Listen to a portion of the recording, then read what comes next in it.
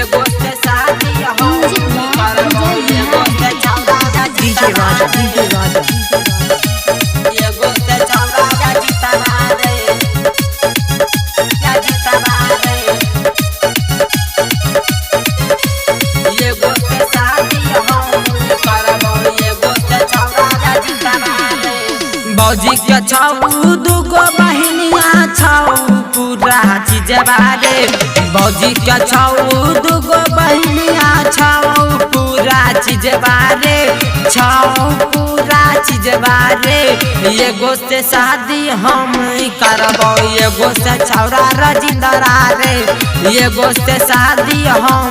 करबो एगो से छौरा जीतवा रे शादी करबै ना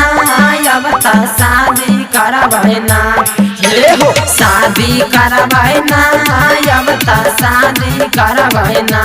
छौरी के दुनू बहिनिया से अब त शादी करबै ना छौरी के दुनू बहिनिया से अब त शादी करबै ना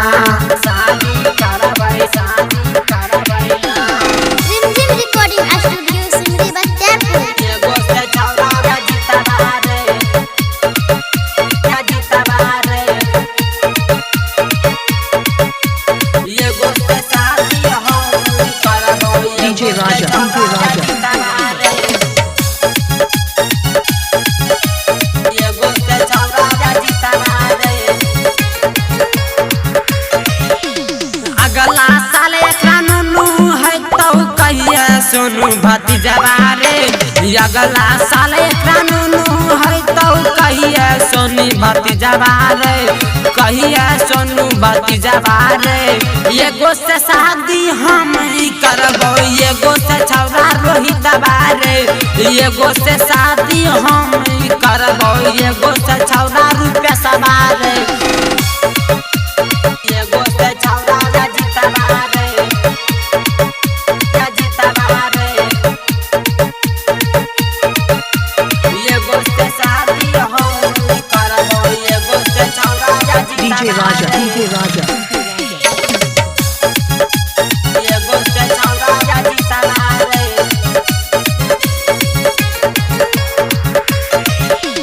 जल्दी से शादी करा दे हो भैया अच्छा फायदा हो तू कटवा हो जल्दी से शादी करा दे हो भैया अच्छा फायदो हो तू